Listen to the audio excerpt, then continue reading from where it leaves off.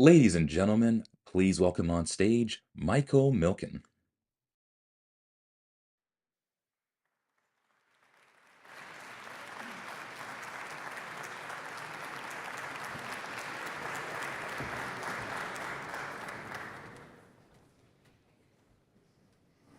Good morning, and thank you all for joining us today, both those in this room and then those that are watching online, the Center for Advancing the Ideal of the American Dream.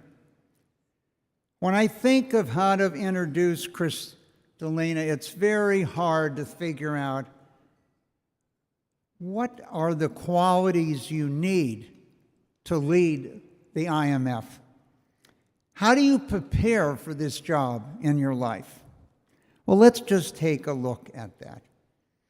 What kind of life shapes a person for that awesome responsibility, the task of helping nations navigate global crisis, pandemics, expanding opportunity for billions of people on this planet, 191 countries that are part of the IMF. So in looking at that background, if you ever think one day, maybe I could run the IMF, let's look at this young girl's background. It starts in Bulgaria, where she earned her PhD in economics. She began as a university professor, teaching students about those levers that drive growth and allowing human beings to flourish. She took those ideas into practice and joined the World Bank as an economist, where she would rise through the ranks over 2 decades. She went on to the European Commission, so it's not enough to work for the World Bank, guiding the EU's response to the debt, refugee crisis, overseeing a budget of more than 150 billion euros and 33,000 people. She then returned to the World Bank, this time as its interim CEO. But that was all before taking on the world's most demanding economic position, managing director of the IMF. Since 2019, Kristalina has successfully navigated the fund through some of the most troubled years in recent history. A pandemic, wars, inflation, debt distress, and global uncertainty. It's an awesome responsibility for this young girl from Bulgaria to take on, but decades and decades of commitment and experience have paid off. It's not enough just to stabilize economics and societies, but to sustain confidence that people everywhere can improve their life through work, learning, and enterprise. And so, in a sense, the IMF is not a financial institution. It is a guardian of global conditions that make the ideal of this dream of upward mobility, referred to as the American dream, a possibility all around the world. So we are thrilled that she chose the Center for Advancing the American Dream for this important speech.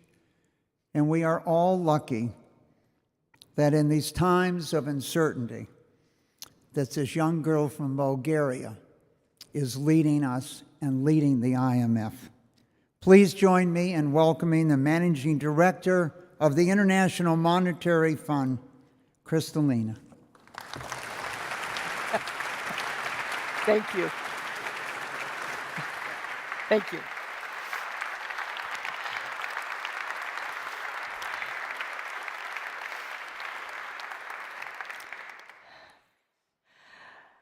Good morning, everybody. Mike, From the bottom of my heart, thank you. That was a very kind introduction. But above all, thank you for allowing me and the IMF to be part of the opening of this fabulous center. I cannot think of a better place to talk about the pursuit of opportunity than right here in the Hall of Dreams. As I look at the world over the decades, what I see is incredible progress, but also unfulfilled dreams. The average person today is much better than the one 30 years ago, but the averages conceal deep undercurrents of marginalization, discontent, and hardship. My former professor of statistics used to say about averages, you can put your head in the fridge, your feet in the oven, your average temperature, would be average, but you will be dead. And what we see is many people in many places, especially the young, are taking their disappointment to the streets, from Lima to Rabat, from Paris to Nairobi, from Kathmandu to Jakarta. All are demanding better opportunity. Here in the US, chances of growing up to earn more than your parents keep falling. And here, too, discontent has been evident, and it has helped precipitate the policy revolution that is now unfolding, reshaping trade, immigration, and many international frameworks. All of this plays out against a backdrop of deep transformation in geopolitics, in technology, in demographics, with populations surging in some places and shrinking in others, and in the mounting harm we do to our planet. What is the result? Exceptionally high uncertainty. Globally, it has shot up and continues to climb. Buckle up. Uncertainty is the new normal. It is here to stay. As we know, next week the world's finance ministers and central bank governors would gather at our annual meeting. Wonderful to see one of our former governors, Treasury Secretary Mnuchin here. Thank you for joining us today. As you know, this would be time of very intense engagements, and the most pressing questions will be about the global economic impact of these forces of transformation and the policy turbulence we are experiencing today. So, how is the world economy coping? Short answer: better than feared, but worse than we need. When we met in April, many experts, not us, predicted a US recession in the near term with negative spillovers to the rest of the world. Instead, the US economy, as well as many other advanced and emerging markets and some developing countries, have held up. As our World Economic Outlook will explain next week, we see global growth slowing only slightly this year and next. All signs point to a world economy that has generally withstood acute strains from multiple shocks. So, how do we explain this resilience? What made it possible? I would point to 4 reasons. 1, improved policy fundamentals. 2, private sector adaptability. 3, less severe tariff outcomes than initially feared, for now. And 4, supportive financial conditions for as long as they hold. Let me elaborate. First reason, better policy fundamentals and global coordination. In many parts of the world, sustained efforts have delivered more credible monetary policy, deeper local currency bond markets, new fiscal rules, and during the pandemic, and actually Secretary Mnuchin was part of it, swift, decisive, and globally coordinated fiscal action to limit the immediate pain and the lasting scars. Emerging market economies, in particular, have significantly upgraded their policy frameworks and institutions. We just put out a report on progress they have made, quantifying the gains. These economies now perform better when shocks strike than before the global financial crisis. Good policy makes a difference. Second reason for resilience, private sector adaptability. And again, we have seen the public sector moving out from where it doesn't belong, from the economy, the private sector stepping forward, and that is benefiting the world at a time of more turbulence. Just look at private initiative in world trade. Companies have been front-loading import orders in advance of tariff hikes and reorganizing rapidly their supply chains. Corporate balance sheets are generally strong after years of robust profit. Reflexes are quick after the dry runs of shock after shock. Artificial intelligence is becoming mainstream. Anybody in this audience using ChatGPT? Raise a hand. Okay, mainstream. And change is faced as a challenge, but also embraced as an opportunity. Third reason, tariffs, where the shock has not been as large as initially announced. The US trade-weighted tariff rate has fallen from 23% in April to 17.5% now. This is still much higher than it was before. The US effective rate, we calculate that it is around 9 to 10%. In other words, what is collected as tariffs is far above the rest of the world. But the world has been relatively steady this year with very few cases of retaliation. In short, the world has avoided a tit-for-tat slide into a trade war for now. But openness has nonetheless taken a big hit. And the story is not over. US tariff rates keep moving. Trade deals with the UK, the EU, Japan, soon Korea, they have nudged some rates down, while disputes with Brazil and India have pushed others up. And other countries' rates also are likely to move somewhat more. But bottom line here is better than we feared. For reason, supportive financial conditions.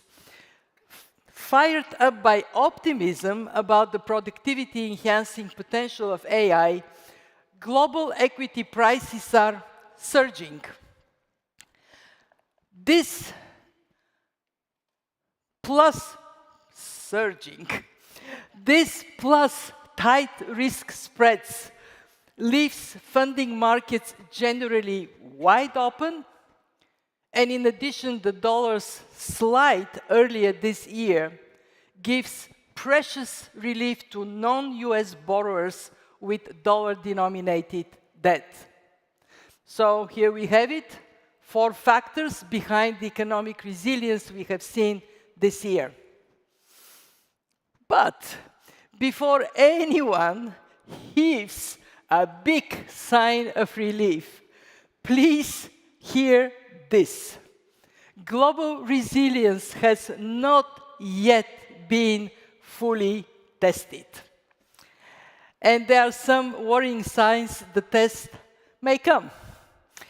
Just look at the surging global demand for gold. Spurred by valuation effects and net purchases, partly reflecting geopolitical factors, holdings of monetary gold now exceed 1/5 of the world's official reserves. On tariffs, the full effect is still to unfold. In the US, margin compression could give way to more price pass-through, raising inflation, with implications for monetary policy and for growth. Elsewhere, a flood of goods previously destined for the US market could trigger a second round of tariff hikes. Yes, world trade is rippling, but still flowing. Like water, it is not easy to pluck and stop. For now, most of the world's trade still follows the rules. We at the IMF are urging the world's policymakers, please keep it this way.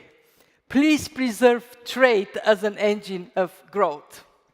As for easy financial conditions, which are masking but not arresting some softening trends, including in job creation, history tells us this sentiment can turn on the dime. Today's valuations are heading towards levels we saw during the bullishness about the internet 25 years ago. If a sharp correction were to occur, tighter financial conditions could drag down world growth, expose vulnerabilities, and make life especially tough for developing countries.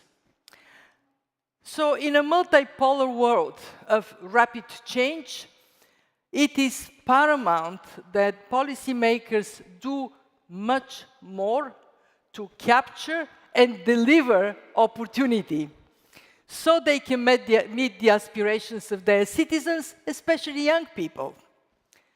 So how could they do that? At the IMF, we propose 3 medium-term policy goals. First, to durably lift growth, so the economy creates more jobs, more public revenue, better public and private debt sustainability. Second, to repair government finances, so they can buffer new shocks and attend to the pressing needs without driving private sector borrowing rates up. And 3, to address excessive imbalances, both domestic and external, so they do not emerge as a spoiler. Let me take you through those 3 one by one. First, growth. Many of you have heard me talking about it. Global growth forecast at around 3% over the medium term, way below the pre-pandemic 3.7% level. Global growth patterns have been changing over the years, notably with China decelerating steadily, while India is turning into a key growth engine. Durably lifting growth requires, above all, higher private sector productivity. And for this, governments must provide and protect the basic building blocks of free markets, including property rights, rule of law, good data, effective bankruptcy codes, strong financial sector oversight, and independent yet accountable institutions. In too many economies, private sector productivity is tangled up in red tape, and startups can neither start nor grow. Competition, of course, is key, and regulation must not tolerate or create unfair advantage. So, today, I call on our member countries to embrace a regulatory house cleaning to release entrepreneurship energy, supported by strong institutions and governance. This is not a time for self-inflicted injuries. This is a time to get the house in order. To Asia, I say, deepen internal trade to include more final goods and more services, and press forward with reforms to strengthen the service sector and access to finance. Our analysis suggests that a push for more regional integration, notably by lowering non-tariff barriers, could raise GDP by 1.8% in the long run. To sub-Saharan Africa, I see the Kenyan ambassador here. Gains from reforms in this region can be especially large, given the young and growing labor force. Comprehensive, business-friendly reforms, combined with progress in advancing the continental free trade area, they could lift the real GDP per capita in a median African country by 10%. And to my beloved native Europe, some tough love. Enough lofty rhetoric of how to lift competitiveness. You know what must be done. So do it. Consider appointing a single market czar with real authority to drive reforms forward. Remove border frictions in the labor market, goods and services, trade in energy and finance. Build a single European financial system. For God's sake, get the Capital Markets Union to work for you. Build an energy union. Complete your project and catch up with the private sector dynamism of the United States. A picture can say 1,000 words. Here, what you see is how 7 US mega firms, none of which existed 51 years ago, boast market capitalization in the United States. In the United States, right there. So look at the picture here and on picture there. They dwarf the firms of similar vintage in Europe. This has to change. Let me now turn to fiscal affairs, starting with the sobering reality that global public debt is projected to exceed 100% of GDP by 2029. And this is led by advanced and emerging market economies. Rising debt inflates interest payments, exerts upward pressure on borrowing costs, constrains other spending, and reduces government's ability to cushion against shocks. And one of the most dramatic casualties in advanced economies is that development assistance to the world's neediest countries has been regrettably on a decline. And what it means for low-income countries on the receiving end of this trend is more self-help, including setting a minimum tax to GDP target of 15%. I mean, frankly, you cannot have a functioning economy if your tax to GDP is 9%, 10%, 11%. We also have to advocate for fiscal consolidation as a necessity in countries rich and poor alike. And yeah, consolidation is difficult, as many of the recent episodes of social unrest show. But if it is planned, communicated, and implemented well, significant deficit reduction can be delivered, especially if it is helped by higher medium-term growth. And that's our hope, grow your economy out of trouble. With that, let me now turn to the third task, reducing resurgent current account imbalances.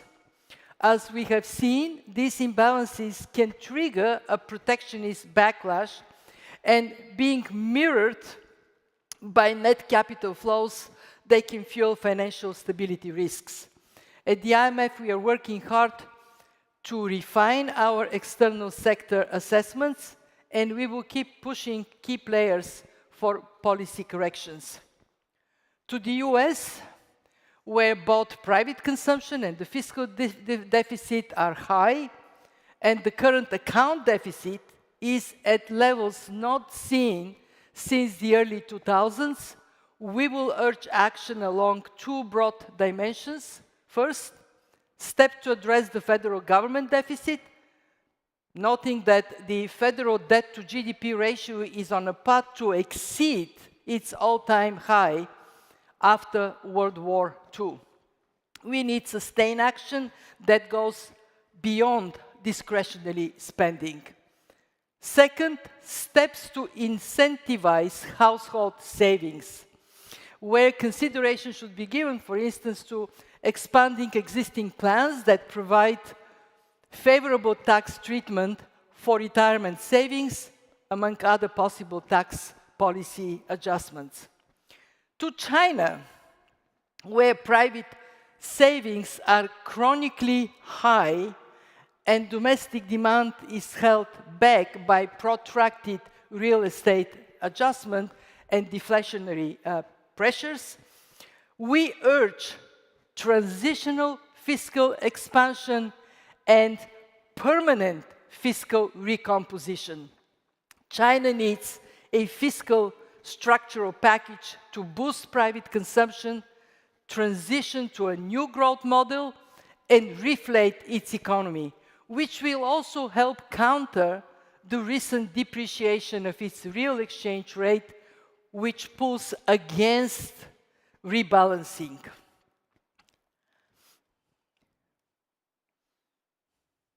This gives me time to breathe. Here is the exchange rate. Among other items, China's package should include more spending on social safety nets and property sector cleanup, and much less on industrial policy, where a new IMF paper estimates the cost at high level, 4.4% of GDP per year. As for Germany, its recent structural shift to a more expansive fiscal policy, which should help bring down the current account surplus, shows that yes, corrections can be made. Bravo to Germany. Public spending on infrastructure, pushed up by providing incentives for private investment at home, will be especially beneficial as Germany seeks to inject new dynamism into its private sector. And yes, the country needs it and can benefit from it. So as I close, let me go back to youth aspirations. Mike, it is with a sense of deep responsibility that I lead an institution where our basic duty is to influence policies in a way that maximizes economic opportunity for all people.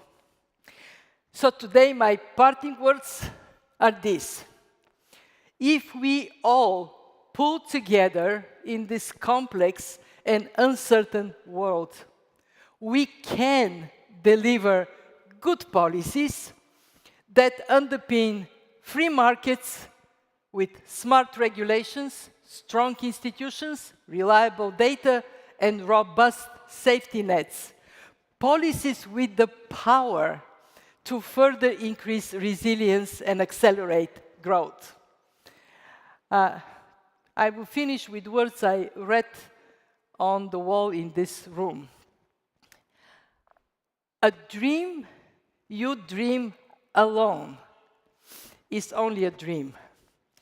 A dream you dream together is reality.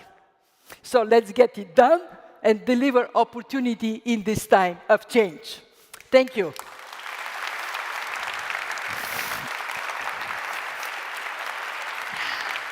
Thank you.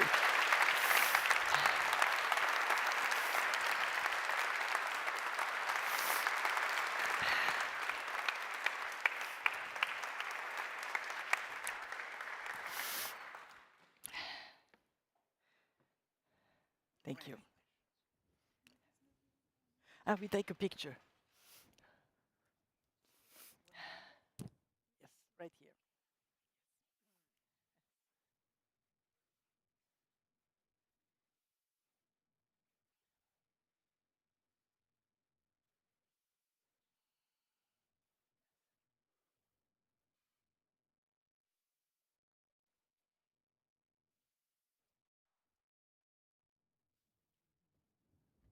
Yeah. No,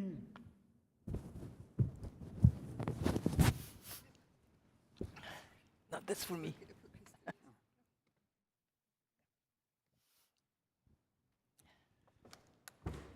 Kristalina, for a few of us, we have just finished a period of reflection in a new year. And in that reflection, they point out, we have given you, I'm paraphrasing, a good road map for Sake at Night. And when I think of your speech here today, how inspiring and what a great roadmap it is for all of us to figure out what our activities are going to be. In your speech, you said that the global economy was doing, quote, better than feared, but worse than needed. You highlighted the important role of the private sector, particularly entrepreneurship. Can you kind of unpack that for us? How do you see the role of the private sector to get the global economy going again? What is your call to action? What should we be doing? Thank you. Again, many thanks for hosting us here, Mike.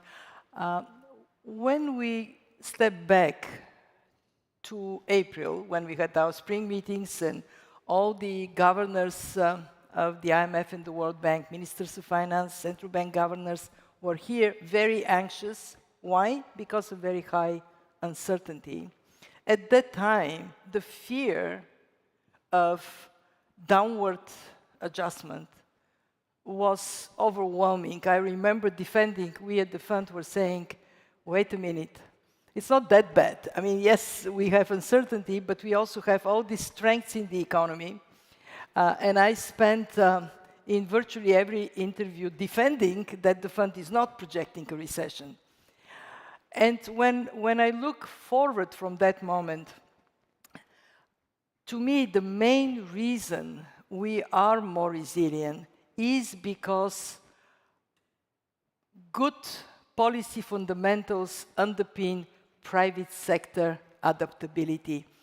If we were still in a world with very big share of the public sector in the economy, as it used to be in the Gulf, as it used to be in my part of the world, that adaptability would have been missing. So my first message to everybody in this audience is, at a time of very high uncertainty, you need agility and adaptability, and the private sector is so much more capable of delivering it.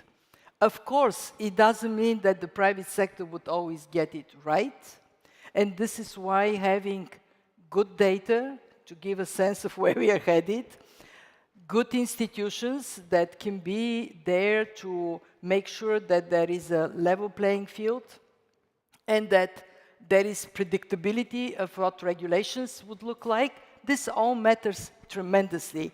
But if I'm to go back to my personal history, and you mentioned I was born in Bulgaria, I grew up in a non-market economy, I can tell everybody here, doesn't work, ain't gonna work to have central decision making and a oversized public sector role. So what do we want for the private sector? Three things. One, clarity in the regulatory environment, not too much, not too little. Two, access to finance, and this is where the whole story of governments bringing down deficits matters so much, because if they don't do it, they're pushing up interest rates up for the private sector included.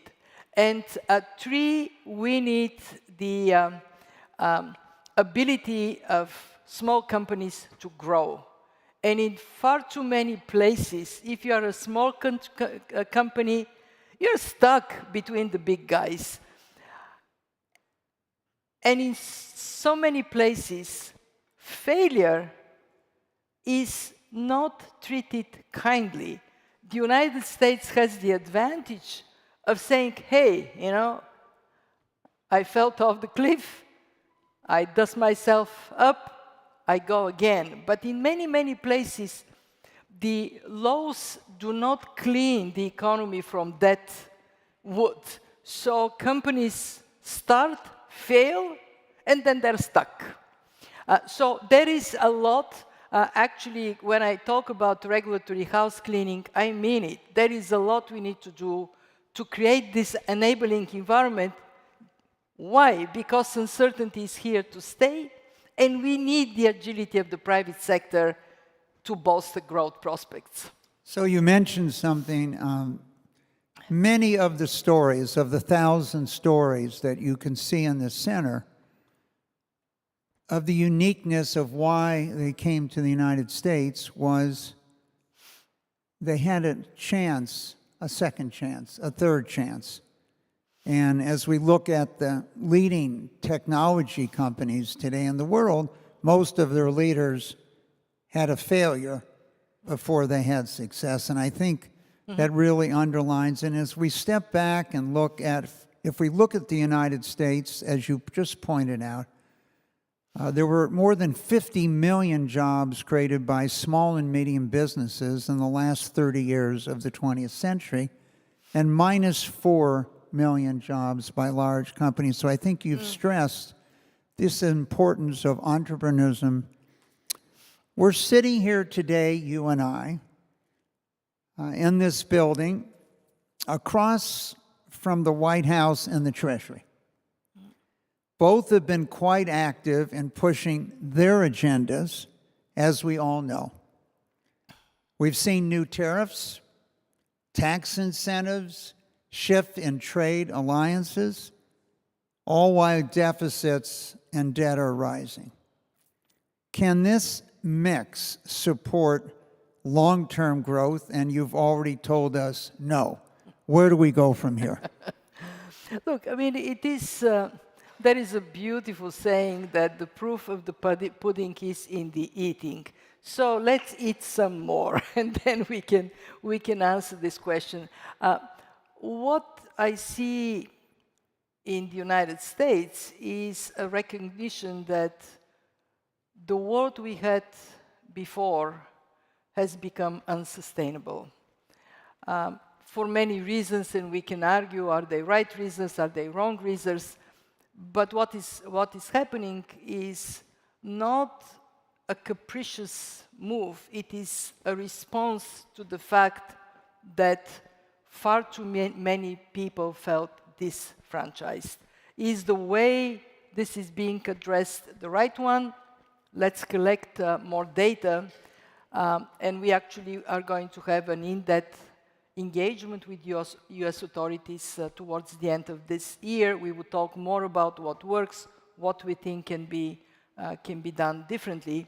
I want to zero in on one issue where I don't think there is disagreement, and this is the issue of the size of the deficit.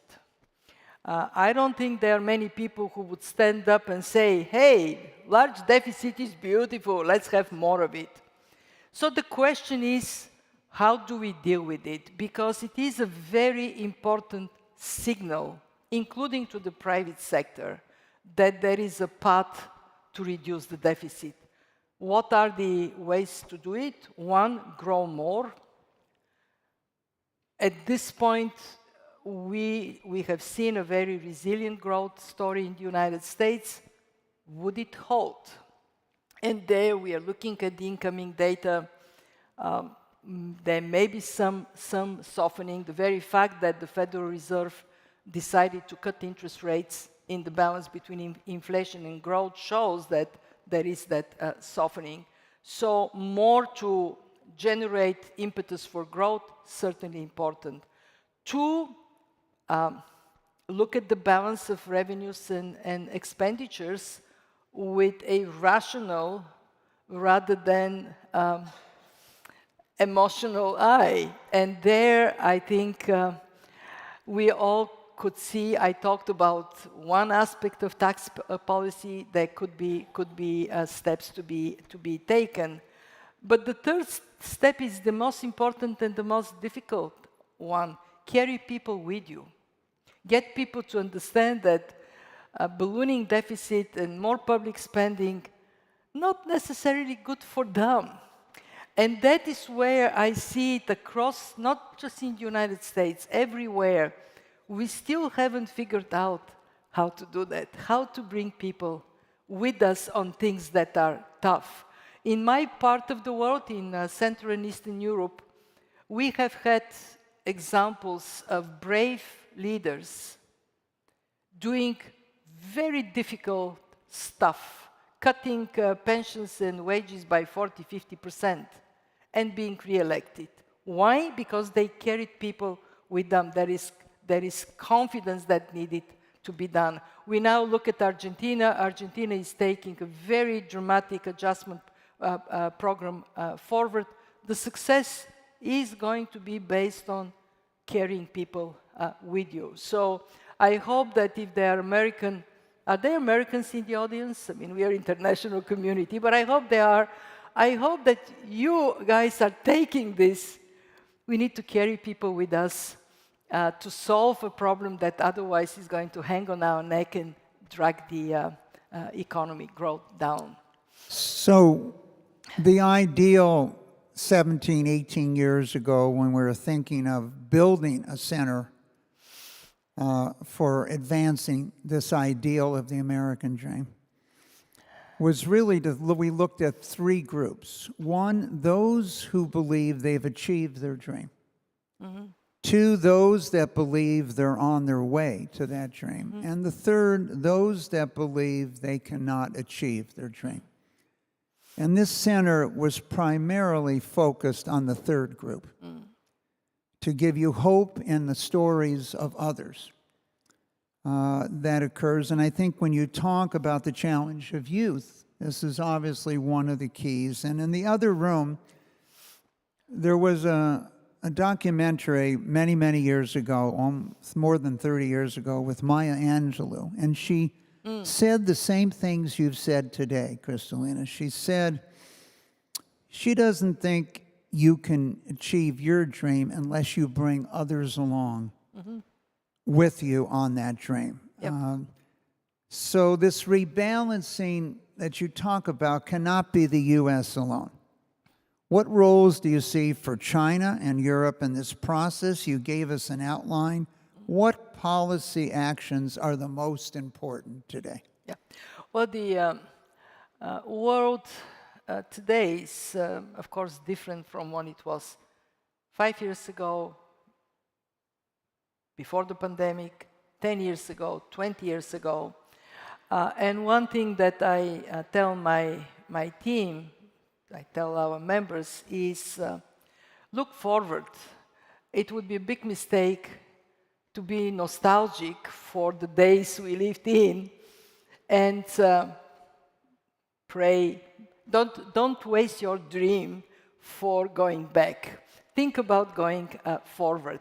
And there, of course, there are very important pillars of global growth and stability. China is one, the EU is one. And I saw on the map, in this coming up, we have regions of the world like the Gulf, ASEAN countries that are showing a dynamism that we should be talking more about. But going to China, I mean, China is in a place where, from top to bottom, from the decision makers to ordinary people, they understand that the growth model they relied on cannot be sustained, that they need to switch to consumption-driven growth model. But doing so is not easy, and it takes time. And when I go to China, actually what impresses me more than the growth numbers, the inflation or disinflation risk, what impresses us more is that we have a whole country of 1.4 billion people that is now seeing their fortunes changing. They were a country that for 4 decades knew only one thing: up, up, up. Growth up, standard of living up, wages up, job opportunities up, entrepreneurship opportunities up. And now they're turning into what I would say a normal country, a country that goes up, goes down. The adjustment, especially of the young people in China, to this normal place for China. You know, other economies have gone on this way.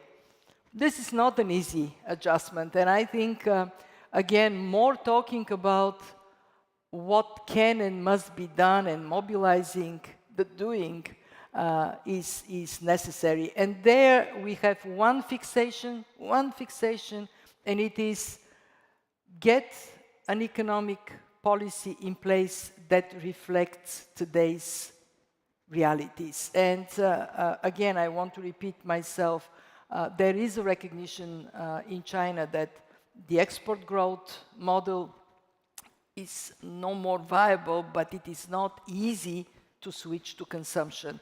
In Europe,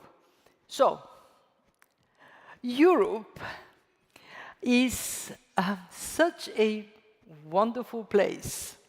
In my former job at the World Bank, we wrote a report about Europe in which we classified Europe as a lifestyle superpower.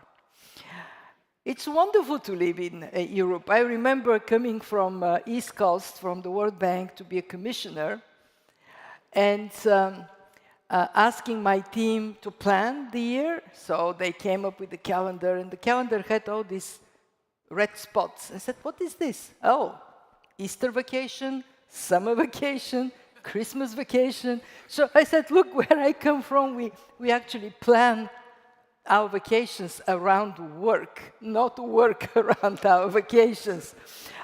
So Europe, this is, if you ask me, what is the biggest challenge for Europe? The biggest challenge for Europe is to get into this reality that they have pressure to spend more on defense. The Russia's war in Ukraine has been devastating, with significant consequences on public spending in Europe. They have to create more space for private companies, especially small companies, venture capital to come, to grow.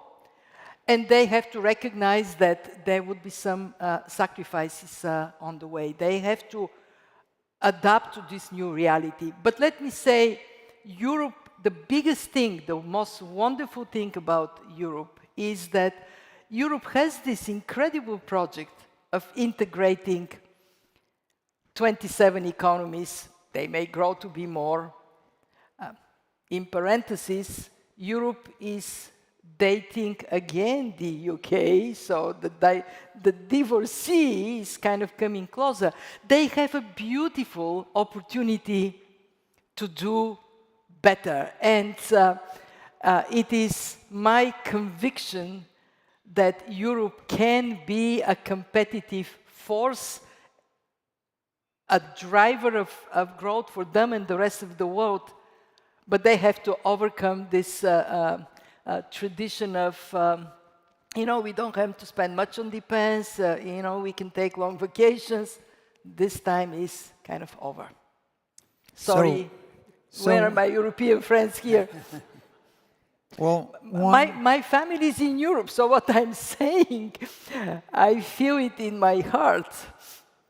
Well, I think anyone that knows you, Kristalina, knows what you're saying is always in your heart. So you spoke about the challenges we have, and obviously China, where they've gone from having 30 million children born a year to 9.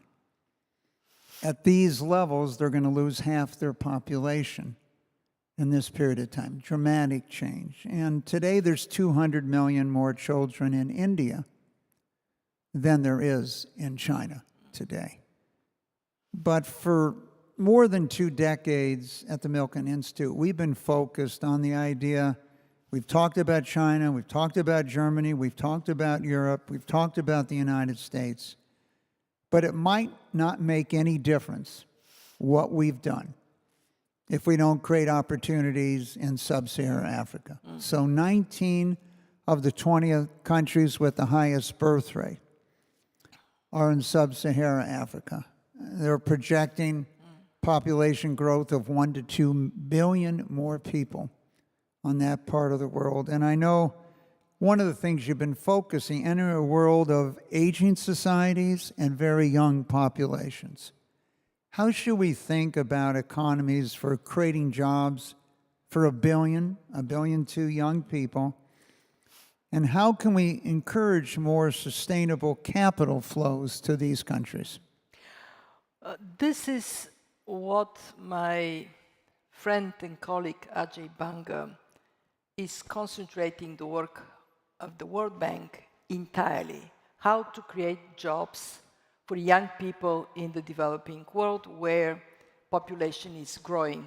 And of course, at the fund, we also work on this because it gets into macroeconomic and financial stability for the countries themselves and through spillover to their neighbors and the rest of the world. It is really very simple as an image. We have people here in Africa, in India, although India is also going to see their demographic shifting, but okay, we have people here and we have capital there. Capital is in the north, the people are in the south. How do we build a bridge for capital to go from here to there? And I don't have a silver bullet for Africa. It is hard work. Countries have to make themselves more trustworthy with rule of law, with strong governance, with institutions that bring confidence. But most importantly, and perhaps even more difficult than this, they need to work together.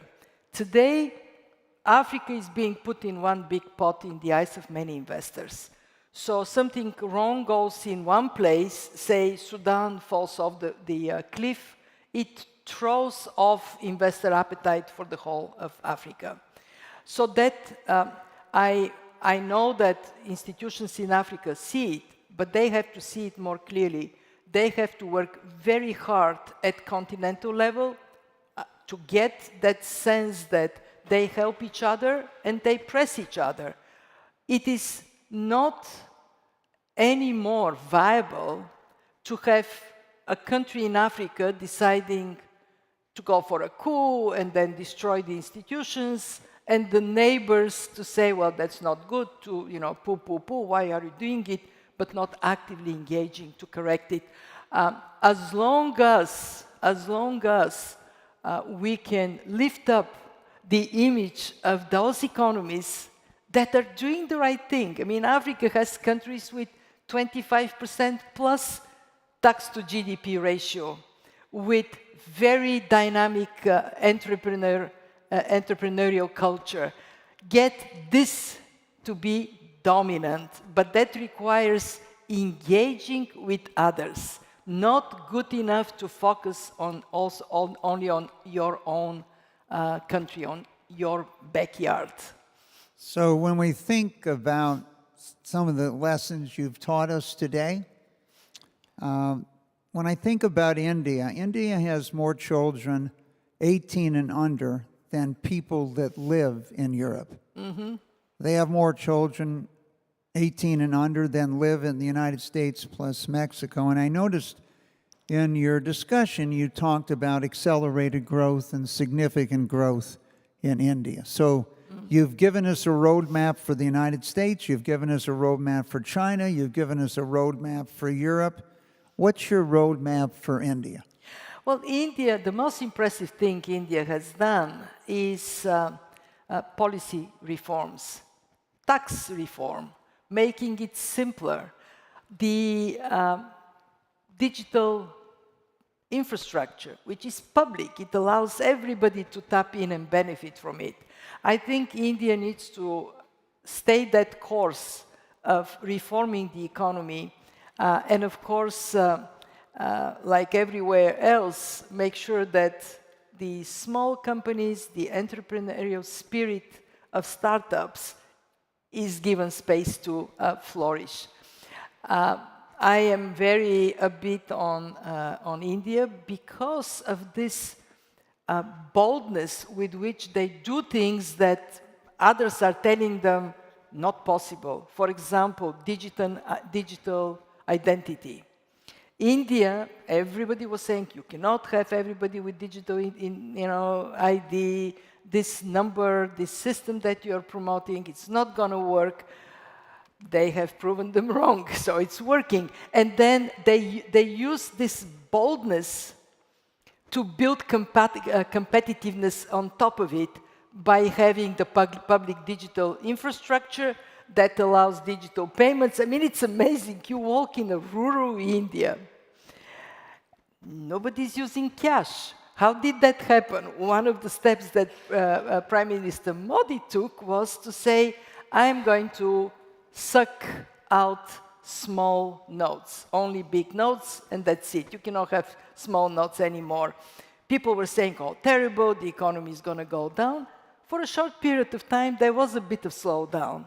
But the overall impact is digital payments are predominant. They're much, much more acceptable in society. So you have digital ID, public digital infrastructure, no small fiat money anymore in circulation, and all of a sudden, payment cost goes down, entrepreneurial capacity shoots up, and the results are seen in the growth trajectory of India.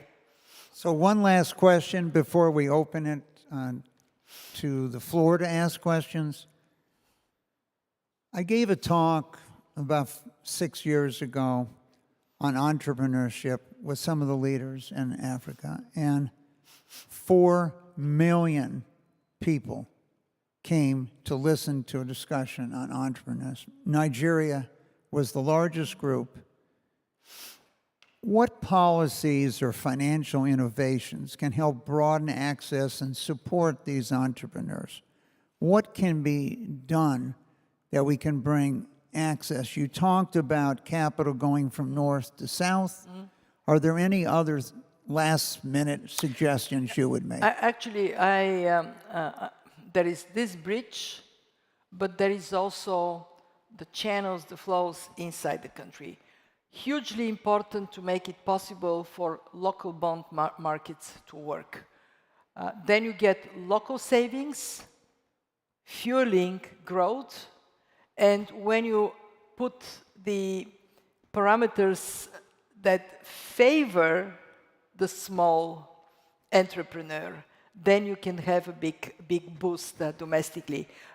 For far too long, we talked a lot about foreign direct investments and not enough about local investments, local bond markets. And I think this is now rightly changing. And I think that you would see the fund in our engagement with countries working very hard to make it so that domestic savings can flow into entrepreneurial activities with return on the investment domestically. So let's take a couple questions from our distinguished audience. We have one over here. Rachel Glenister, President of the Center for Global Development. So debt and debt service is rising in low, middle, and high-income countries. I'm interested to hear where you are most concerned and also what you think the prospects are for sustainable improvements on debt rather than some of the short-term fixes that we've seen, for example, in Zambia, which is heralded as a success, but I think is relatively short-term fix. Excellent question. So when you look at the debt dynamics, in the world, public debt is growing faster in advanced economies, in emerging market economies. Actually, it is going down in low-income countries. But it is going down only because they are so constrained and their ability to tap into markets is so restricted. It is not going down as a positive trend. So when you ask me where I'm most concerned, frankly, I'm very concerned about high debt levels in some advanced economies.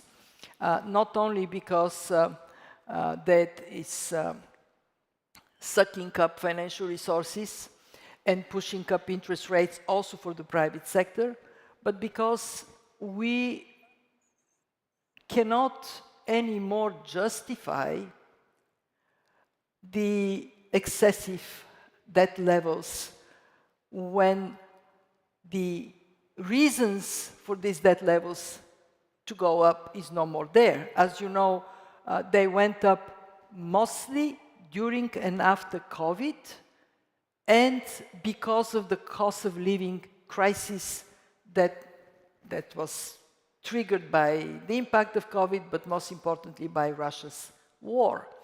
So these countries, they have to have the strength to come up with medium-term fiscal consolidation plans and then implement them.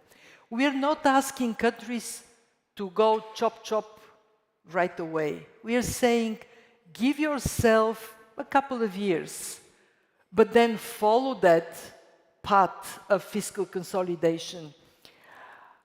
For low-income countries, and actually to everybody, we say, good debt management. I mean, for God's sake, look at your maturities.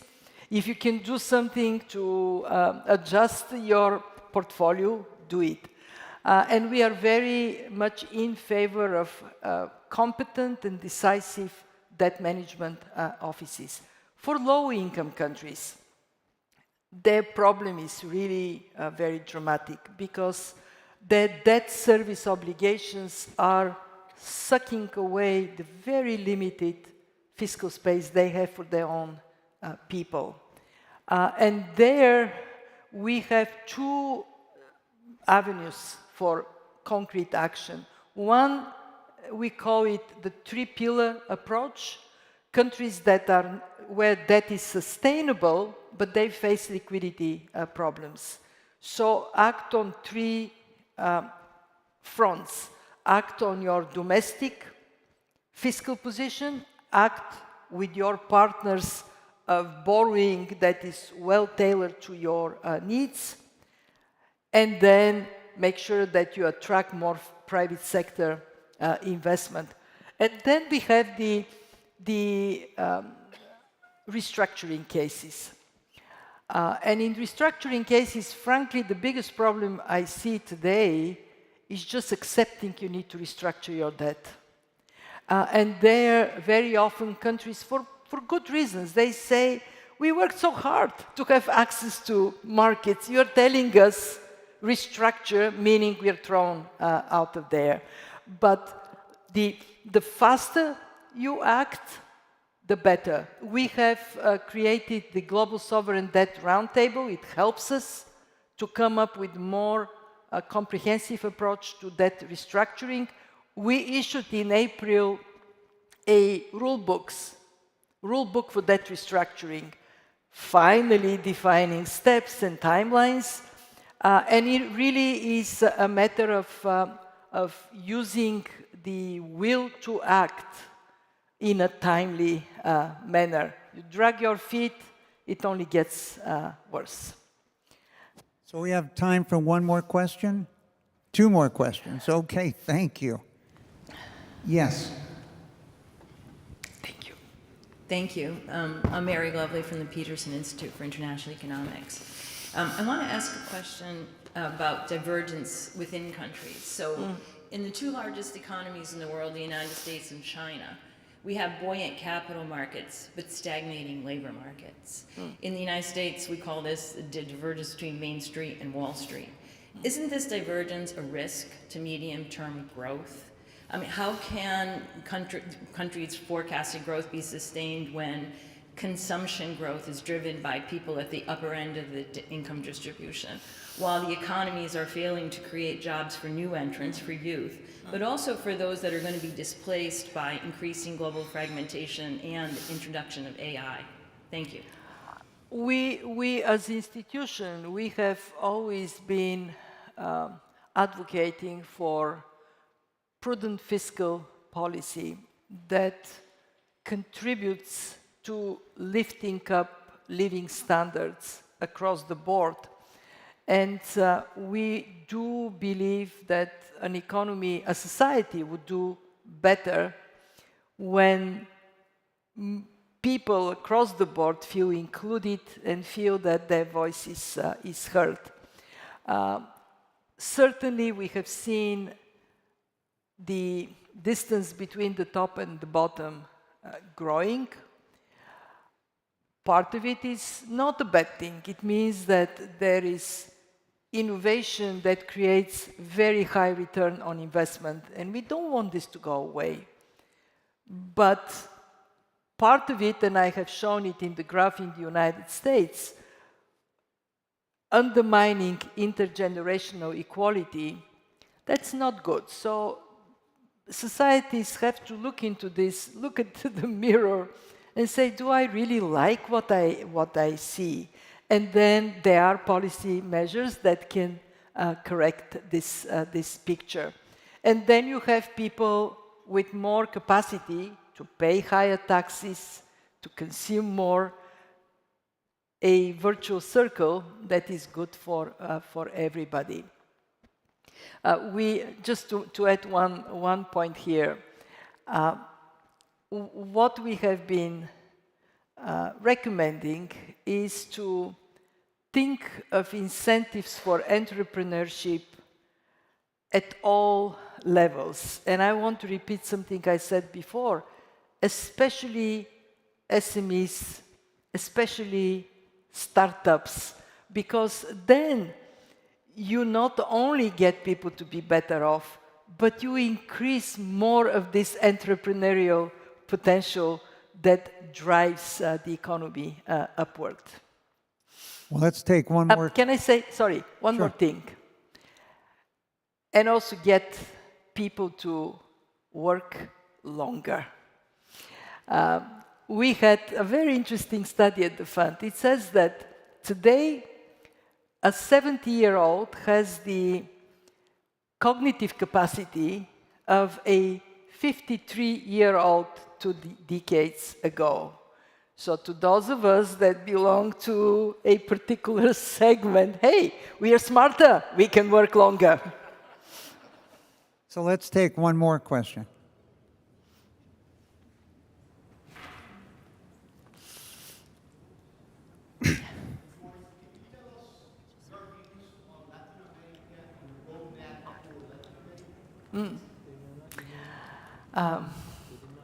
Do we have 1 more hour?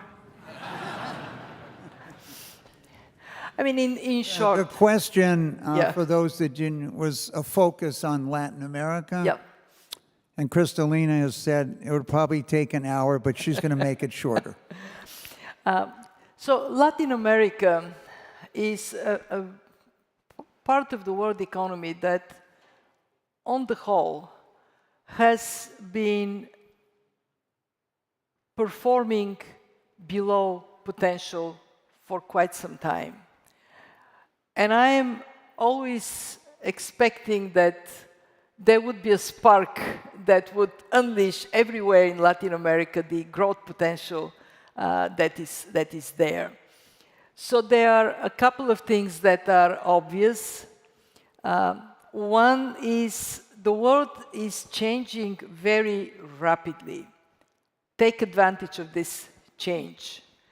Take advantage of the reshaping of global supply chains to look at what is self-inflicted injury, and there is plenty in quite a number of countries.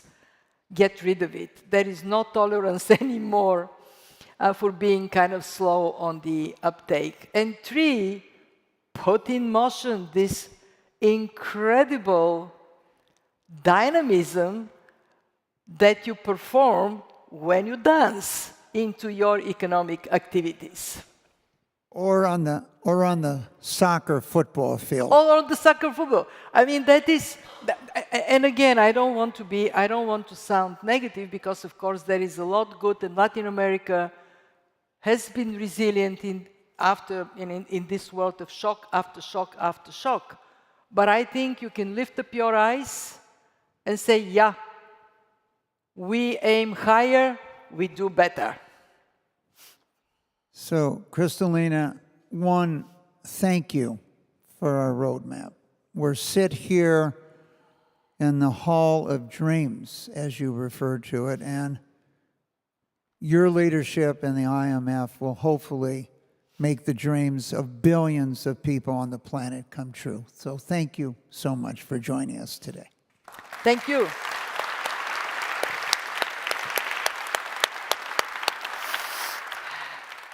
Thank you.